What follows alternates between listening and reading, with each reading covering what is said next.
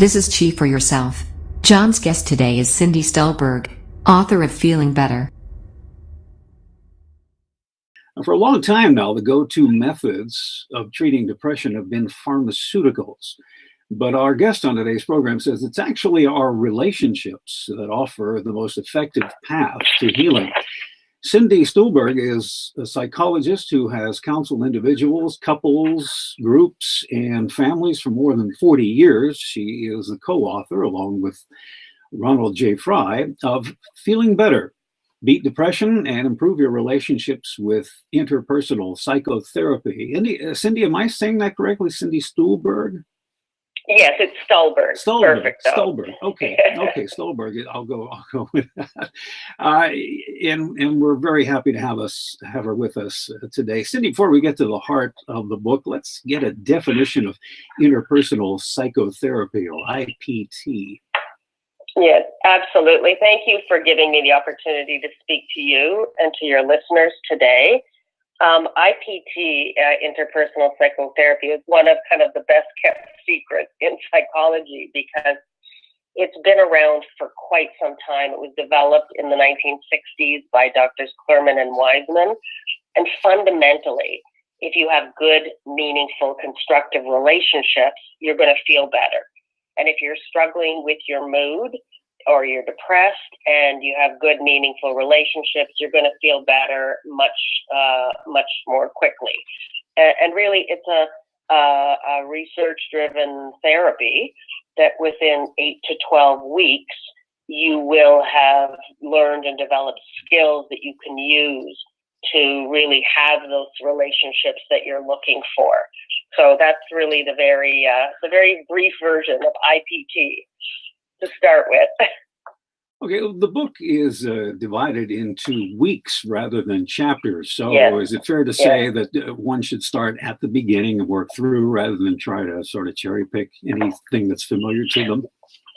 Well, you can. I mean, I think the weeks is primarily because we're modeling the way the model is delivered, and what the focus is that you begin to look at your interpersonal relationships.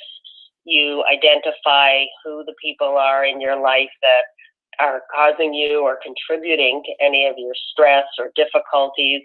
And then we pick an area to focus on. You know, we don't really deal with every problem you've ever had within that short period of time. We pick one that's current, and we work on that together with the reader. And then you know exactly what you did to help yourself feel better and work on those issues, so that you can apply it to the next problem or the next issue that comes up. So really, the weeks is like a step-by-step way to feel better after a period of time, relatively short period of time, I would say. Mm-hmm. Well, in keeping with that, decades of sitcoms and bad late-night movies gave us some of the stereotypical pictures of a therapy session: a Freud look-alike doctor listening to a couch-based patient talk about their mother. I'll give you a chance here to blow up some of those myths. It sounds like we could replace a lot of that old-timey therapy with what we're doing here today, what we're talking about. Absolutely. I think certainly with IPT, one of the things that I found very, very exciting when I first learned it many, many years ago, and I think something that the clients that I work with and the readers we wanted to share with, was it's a very practical, structured, but still collaborative way of doing things. So yeah, as you're talking about lying on a couch, that really isn't. It's not about the person just talking aimlessly, or even talking. You can still go to many therapists today and just talk about your problems over and over and over again. But what this model particularly does is help you within a time-limited, process to say, do I want to make a change, or do I want to keep doing things the way I'm doing them and still continue to feel crappy? And, that certainly is up to the individual or the reader, but we're really hopeful and we're really encouraging to say to people, they have endless opportunities and possibilities with our help to feel different, try different things, see how it works. And we give a lot of very practical, specific suggestions in the book that people can pick and choose from. So I think it's a huge difference from what you're talking about, which is a more psychoanalytic, kind of approach. Mm-hmm. Mm-hmm. You say in the book that there are 4 different problem areas in our lives that contribute to depression. You want to tell us what those are, please? Absolutely. The model really identifies the 4 areas, which are interpersonal disputes or conflicts. If you're having a conflict with someone, and it doesn't have to even be where you're outright always fighting with them, but if you've even given up or there's a simmering tension going on, that's one area. The other area that can contribute to depression is unresolved bereavement. So if someone who was close to you died many, many years ago, but you're still feeling as badly as you felt when they first died.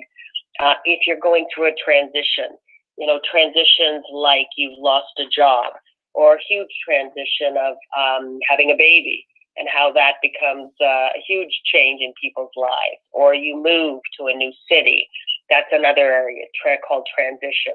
And then the last one is really when most of your mood is affected by feelings of loneliness and isolation, where you've had difficulty over time either making friends, relationships, or sustaining relationships. So those really are the 4 areas that are very common for people who are struggling with their mood to experience. And we pick 1 or 2 at the most of those and then set a goal and work on that, rather than working on everything all at one time. You mentioned isolation, and I'm thinking about social media. What are you seeing today as far as people's reaction to what it's doing to them, social media? Well, it's really interesting because I think with social media, it feels like people want a connection with other people. They want to tell them what they're doing. They want to see what other people are doing, but it doesn't always feel like a real relationship. So I think, and it's very interesting, I even read something yesterday that for many young people, they were doing a survey in a local kind of school board where I live, and they said that adolescents feel extremely lonely.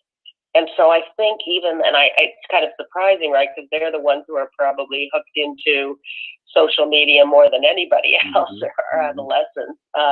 But people aren't feeling that same experience that comes from a real face-to-face, meaningful time together.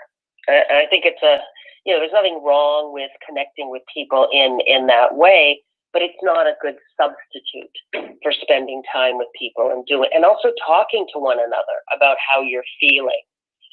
So social media could be an issue too, as to, are we only presenting ourselves in a certain light versus are we actually talking to somebody about feeling crappy or struggling with something? That's another issue that I think we have to pay attention to. Mm-hmm. At this point, someone may be listening and wondering about some things going on in their lives, some of the signs that may be pointing in the directions we're talking about. You have a list in the book of 13 signs that you may be depressed. Are any of those especially important, or that you see more often, or stand out above the others? I think it depends on the severity of it. So I think that's usually the thing that's the most important. I mean, I think we all at times might experience, difficulty sleeping or eating too much or too little, or not necessarily feeling like you want to, go out and do the things you normally enjoy. But it's usually when depression becomes more of a problem, it's when it lasts longer, when it's more intense, when there are more symptoms than, like you say, if it's like 10 as opposed to 3, then I think people need to pay attention. It's also our, interpersonal psychotherapy doesn't have to be just for people who are depressed. If you're experiencing, stress or conflict in your relationships, if you're feeling lonely, if you're struggling with something that an adjustment, like I say, when you have a new baby, some people do get, significantly, seriously depressed. But then I can even recall when I first had my kids, it was a big change in my life. So a lot of the things we talk about in our book and suggestions we make aren't just for people who are depressed. They really are for anybody who wants to feel better than they're feeling right now. If someone hearing this feels that they're ready to make these changes to their situation, what would you say to them? Where is there such a thing as a starting point? I mean, can they take action right now? Absolutely, absolutely. They can basically, as I say, identify kind of one of the first steps is to understand what they're feeling, and we help people really articulate and identify what's bothering them. So oftentimes, and I don't know, you may experience this too, we'll kind of feel crummy or we won't feel great, but we might say, I don't really know what's bothering me, right? So I think the first step is we try to help people by asking them questions to identify what is it? Is it somebody who we take people really through yesterday or the day before? It's a very here and now model where it's not, we don't talk about what happened a year ago. We say, what was the most stressful interaction you had this week? And you begin to examine it very closely. What did I say to the other person? What did they say to me? What was I hoping would be conveyed? What did I want out of the situation that I didn't get? So we ask people to really hone it in and be very concrete about what's happened and begin to look at what they're feeling and to be able to put, words to that, label that, and how can I express that to the other person in as constructive a way as possible. So that's a really good place to start. If you're saying, something needs to change for me. I don't want to keep doing it this way. I don't want to keep fighting with my partner. I don't want to keep yelling at my kids, right? I'd like to do it differently. And so we begin by looking at the interaction that's occurring right here and right now. I guess it's only natural to have expectations when you're working on this, trying to make these changes. Talk about the role that expectation plays in both in depression and also in healing. I think certainly in terms of expectations, that's one of the words and one of the concepts about IPT that I love the most, because I think it helps not blame people, right? So if I instead say, oh, well, I'm right and you're wrong, then that's not going to get us very far. But if I ask you what your expectations are of me in this relationship, and I express to you what I would hope for or expect in our relationship, then we can begin the conversation. We can really understand each other and what each other wants, and we can work towards trying to, be helpful and trying to say, yeah, I agree with that. If I say to you, my expectation is that when you come home from work that you don't sit on your phone for half an hour, that at least we sit down and talk about our day.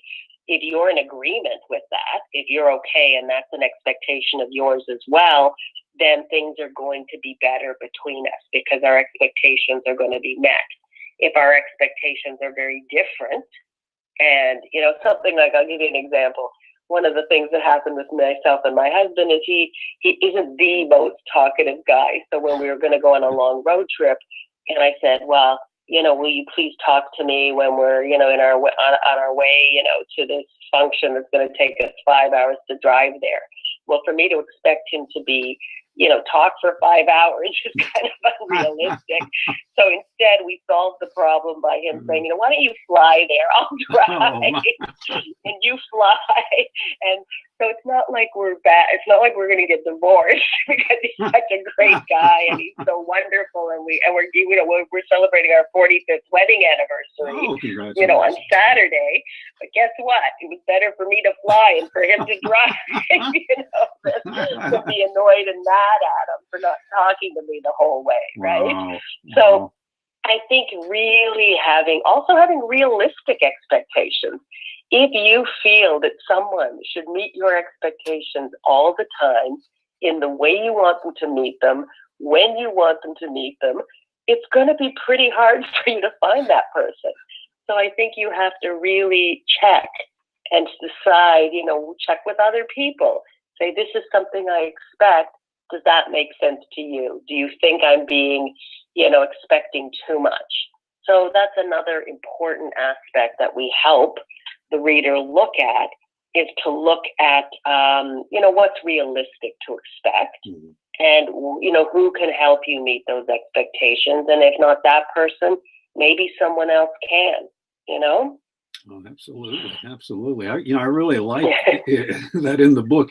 You offer a section called "Guy Talk," which I guess was pretty much Ron's bailiwick, But guys do hear about needing to let out their feelings, and assuming that that's true, in your experience, how are guys doing at opening up nowadays?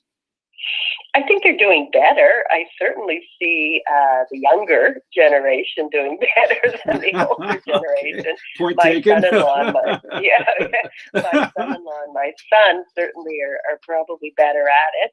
I think it's nice because, my colleague Ron Frey, who's a wonderful guy, and we've just loved kind of teaching and working together.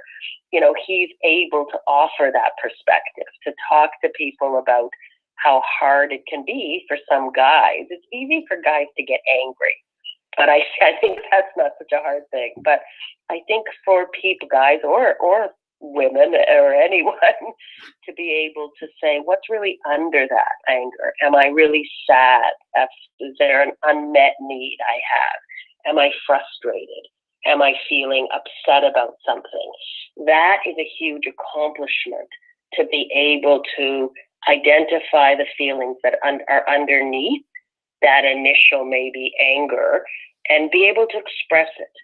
I think that's becoming easier over time. And I think certainly I noticed, I watched my daughter try to teach her sons as well, right? So the boys are getting better at expressing their feelings. And to me, that's a very valuable, important thing to do, to try to be able to talk to one another, to listen to one another. And I think the other thing that people can do is really ask. When I ask my clients, or we ask the reader to say, do you know how the other person is feeling? Have you asked them how they're doing with something? So, it's easy sometimes we want to tell the other person what's going on for us, but it's a two-way street. You have to check out what's going on with them too, Mm-hmm, mm-hmm. Yeah. And I don't know how you see it in terms of men being able to talk about their feelings, whether you think it's getting better or... For me, it's never, honestly, seriously, it's never been a problem. I mean, I probably say too much. Right. I give away at the store, Right. and then I get hammered Right. with it, and then, I don't want to go on that road, but, I just have diarrhea of the mouth when it comes to talking about, but I think it's important to be clear, just to be clear. Yes. And I think that's when you can have, I don't know if expectations is too strong a word, but they say you teach people how to treat you.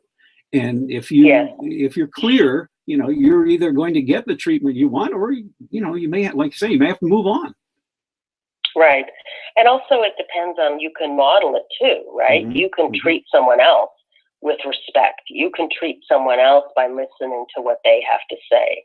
You can treat someone else kindly by supporting them when they need it. And then it's that plus your willingness to say, this would help me. If you did this, it would help me, feel better when we discuss the kids and how we're going to handle things, right? So there's, there are ways to do it. You're right, by asking clearly for it, and then also by demonstrating and showing someone else the kind of care or treatment that you would like to have, right? Mm-hmm. That's, I guess that goes hand in hand with what you wrote in the book about rehearsing those important exchanges. Yeah. That's part of expectation too, isn't it? Yeah. Well, for sure, because I think in terms of what we try to help people do too, is we can't predict exactly how someone is going to respond when you try to talk with them, right? First of all, you may feel nervous or anxious about telling someone else what you need or want or what's important to you or how you feel. So rehearsing either with someone else, talking to a friend and saying, I'm going to talk to my boss about this problem at work. I'd like to kind of run it by you and see what you think. Or you can look in the mirror and have a conversation, or you can record it and then listen to see if what you're saying makes sense, if the tone of voice you're using or how you're presenting things, you want to change it a little bit. So that's an opportunity to rehearse. And then we also really constantly throughout the book let people know that you need to kind of evaluate what's the best outcome that might happen, what's the worst outcome, and what's the most realistic. So that no matter what happens, number one, you can at least be proud of yourself for trying, right? For having the courage to express what you need to say to someone else. And number two, if someone doesn't respond positively to you, then you won't be so surprised. You'll know what to do at that point. If someone, the likelihood of expecting someone to go, sure, great, terrific, no problem, I'll give you that raise, we'll give you the corner office, that might not happen either. But there may be something more realistic that will happen, and that should be what you hope to accomplish, because that's usually what happens when you speak to other people about what you want and what you'd like and what you'd need. That tends to be the case. So we help people rehearse by knowing what to expect so that they're not going to be disappointed when, the best thing didn't happen. So they're not going to be devastated when, someone doesn't respond to them. And they have a realistic idea of what they can expect to occur when they approach someone else. Mm-hmm. So that's why rehearsal can be useful and helpful as well. Also, you write that the skills learned in the book can translate into ways to raise healthy children. That's very encouraging news. What are some of those ways? Absolutely, and anyone with kids knows the challenges, and certainly at different stages, right? So I think being able to communicate clearly and effectively with your children is a huge bonus. For example, if you're, many parents, like we were talking about, argue with their kids about screen time. So being able to approach your child in a way that you sit down with them and you say, you can say to your kid, you may be surprised that I don't enjoy yelling at you, but I'm sure you don't enjoy me doing that either. Let's talk about this. Let's discuss how we're going to handle these things in our family. I'd like to listen to you and understand what's important to you. And I expect you will listen to me and understand why I'm, talking to you about the amount of screen time you should be having or the amount of time you should be spending on your schoolwork. So really being able to help people step by step communicate clearly, to their child, whether they're, 15 years old and they're talking about screen time, or whether it's the 5-year-old who's throwing their shoes all over the place and not picking up their toys, right? So I think the strategies and the skills of clear communication, of collaborating, of asking them what's important to them, what do they need from you. And it's not like, they're going to say, well, I need, $10 more a week in my allowance. It may be, well, I'd like you to let me know 10 minutes before I have to turn the screen off. That would help me instead of you coming in and yelling at the last minute. Or if I say I just need to finish this game, can we do that? So it's really giving the kids an opportunity to just even express themselves and feel like they're being heard or listened to can make a huge difference in you working together with them, as opposed to it being a battleground on an ongoing basis. What points would you like most for readers to take away from this book? Well, I think the most important thing is really to understand the importance of your relationships in your life, that those are really meaningful and something that it's really worth putting your time and, an effort into. That IPT is something that's a really valuable, practical model of therapy. There's a lot of common sense in it. And if they would want to either try it out in the book, or if they want to, get help from a clinician to find therapists who are skilled at this model of therapy, those are the kinds of things we'd like people to take away from this book is to share this really kind of valuable, important model. It's recommended by psychiatric and psychological associations as very, very effective for mood difficulties. It's really, even currently, they're doing a lot of work on addressing post-traumatic stress disorder. It can be very helpful without having to re-expose people to the trauma. It's great for postpartum depression. It's an extremely valuable model that we really hope we'll be able to share with as many readers and your listeners as possible. And the website is interpersonalpsychotherapy.com. And yes, and feelingbetterthebook.com. So people can find out more about us at interpersonalpsychotherapy.com. They can find out more about the book at feelingbetterthebook.com. And we'd love to hear from your listeners and, talk to them about what's going on and what they're wanting to feel better about in their lives. Well, the book is Feeling Better, Beat Depression and Improve Your Relationships with Interpersonal Psychotherapy, from our guest Cindy Stulberg and co-author Ronald J. Frey. Cindy, thanks for being on today and for showing us a different and very encouraging way to cope with depression. I'll be following your work, and I hope you'll come back and talk to us again sometime. Please. It would be our pleasure, my pleasure, and I really appreciate the opportunity to talk to you today. So thank you very much.